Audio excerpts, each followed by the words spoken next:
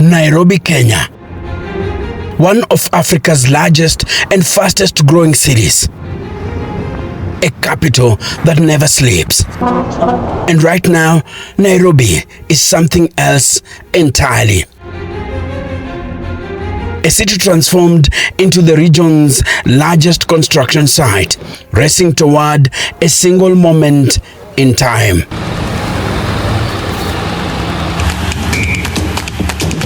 The Africa Cup of Nations 2027. We are upwards of 80%, and the 80 is the hard part.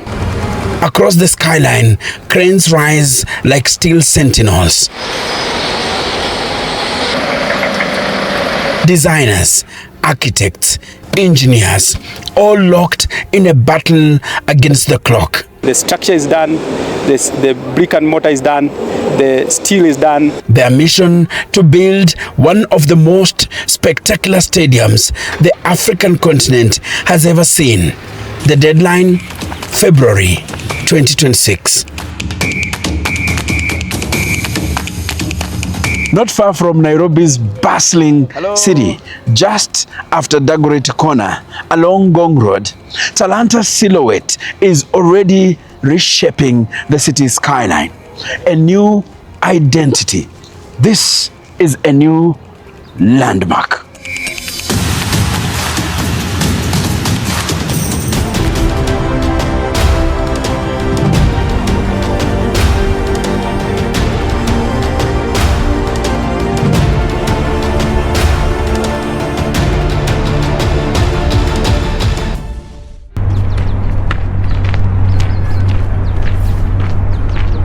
I've always wanted to tell the story of this magnificent piece of architecture, the Talanta National Stadium.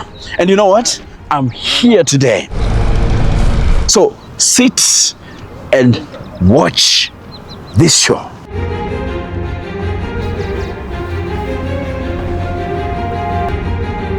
For more than 40 years, Kenya's national pride in world sport rested on historical arenas built in the 1980s. Now, a new giant emerges, a purpose-built 60,000-seat stadium rising where the earth once lay quiet. The countdown has been on. 3 African nations, 3 cities, 3 iconic stadiums, and just 12 months before football's greatest continental spectacle kicks off. From Kenya to Uganda to Tanzania, each stadium is at a different stage of completion, each carrying the weight of national pride.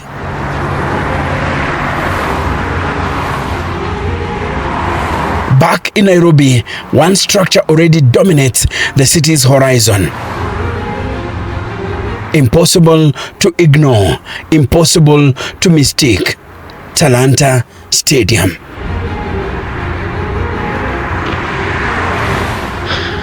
This is it.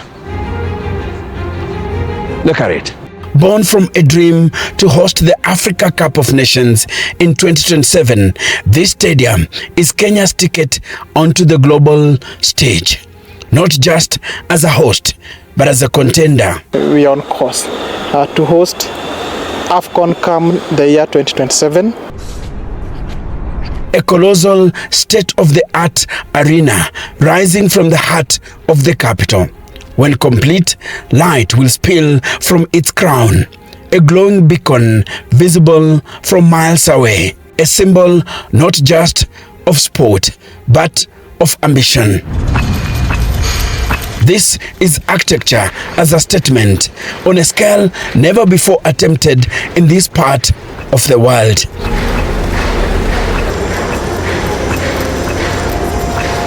At 60,000 seats, Talanta becomes the largest stadium in East and Central Africa. A bold declaration, a structural marvel.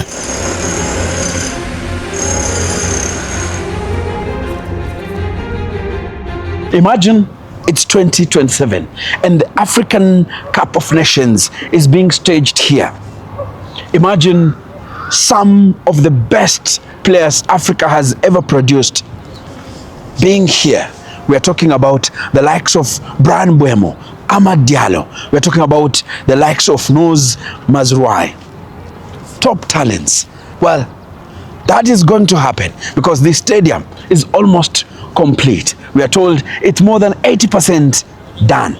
So very soon, we are going to have a ceremony here to open the stadium, ushering in a new era in the sporting sector.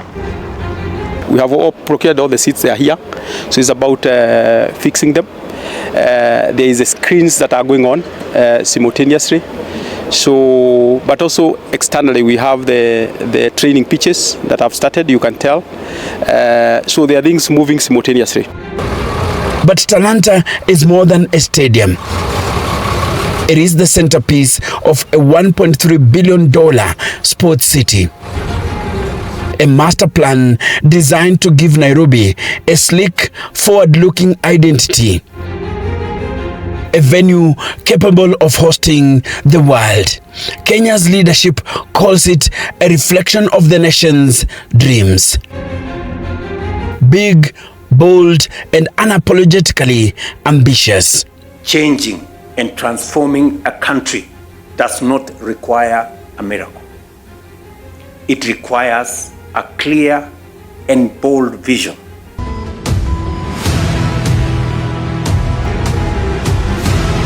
Since its construction was launched in March 2024, the Talanta vision has been rising, beam by beam, out of the ground. A modern arena, 56 meters high and spanning 45 hectares, built for football and rugby. Designing a stadium like this is unlike any other engineering challenge. Tens of thousands of people arriving at once, leaving at once, all expecting a flawless experience. From above, Talanta takes the shape of a classic oval arena. But its skin tells a deeper story. The facade is adorned with Kenya's Maasai traditional shields and spear motifs. Look at them. This shield here symbolizes the heritage of our country. A modern stadium wrapped in ancient symbolism. They are 8 in number, but they were never meant to just stand there. The architect placed them with intent, perched directly above the stadium's gates. 8 gates mirroring their presence below.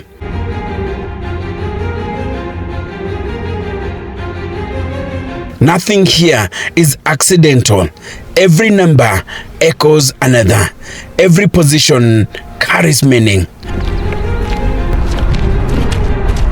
This is design as symbolism, where the structure becomes the story and architecture quietly speaks to those who know where to look.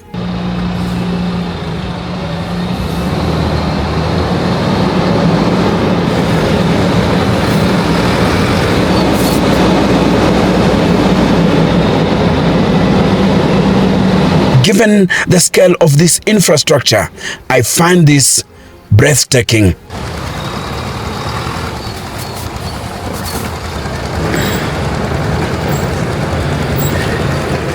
For architects, a stadium is the ultimate test of creativity and restraint. Every stadium is a one-off. There is no template, no rehearsal.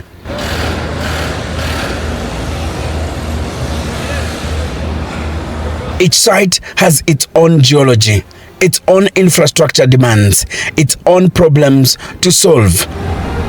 From moving crowds to sourcing materials to battling the forces of nature.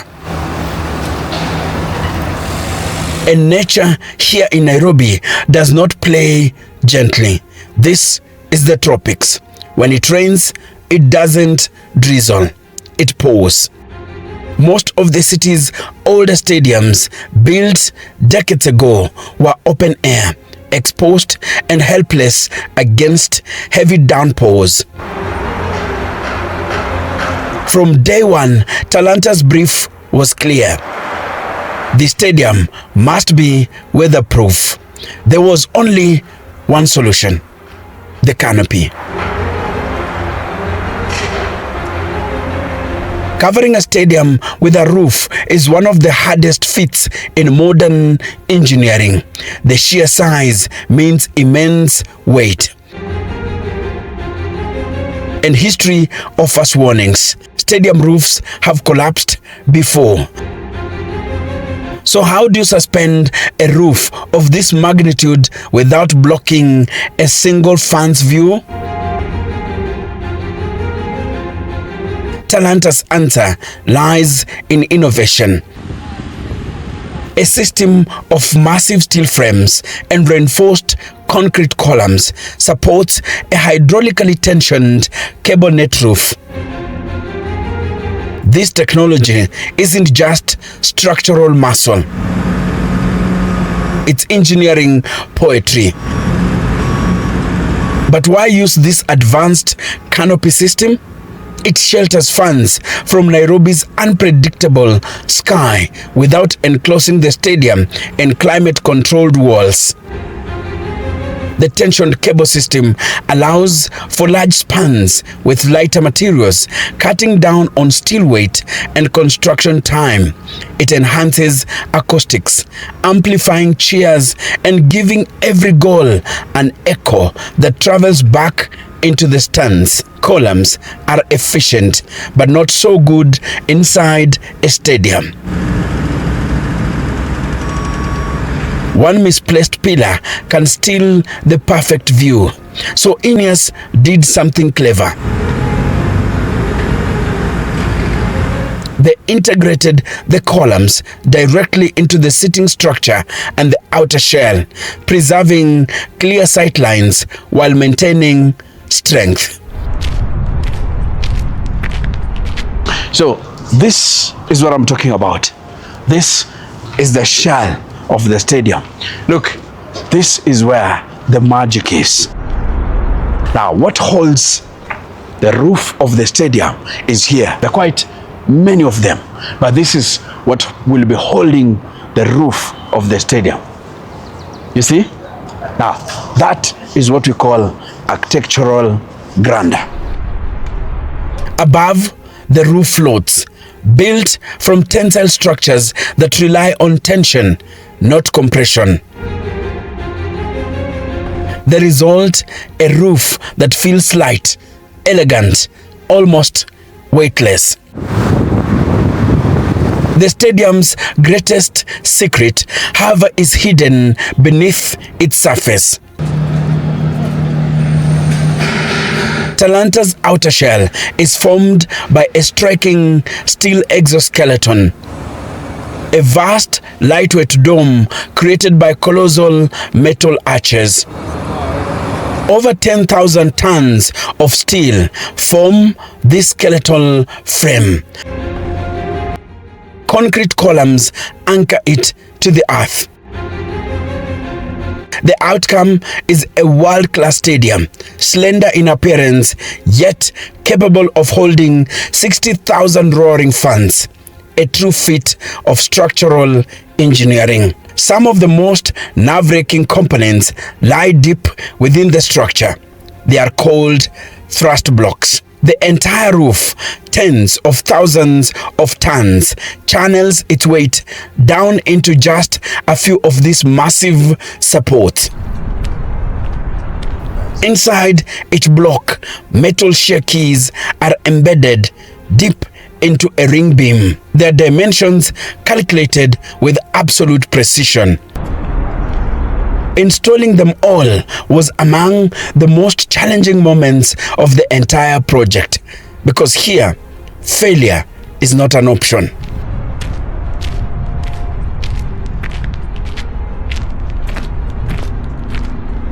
And then comes the heart of the stadium, the pitch. A living surface, a breathing organism at the center of everything. For any stadium, the pitch is sacred ground where history is written in 90 minutes.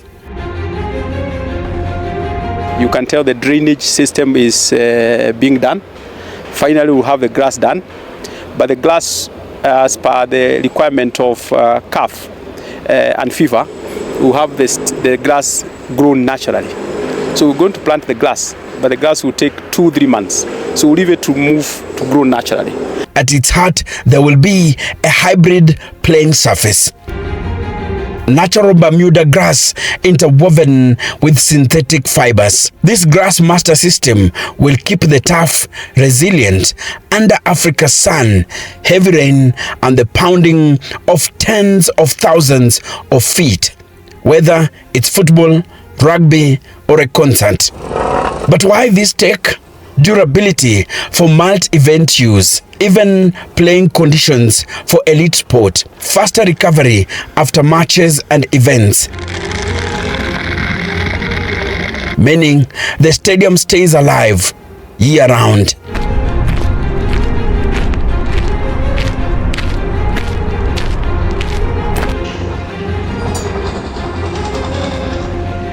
And as I leave, I want to tell you something. This is not just a stadium. This is a national statement. This is a promise to Africa. And when AFCON 2027 kicks off, this stadium will not just host history, it will define it. My name is Enoch Sikolia, and I am the Kenyan historian.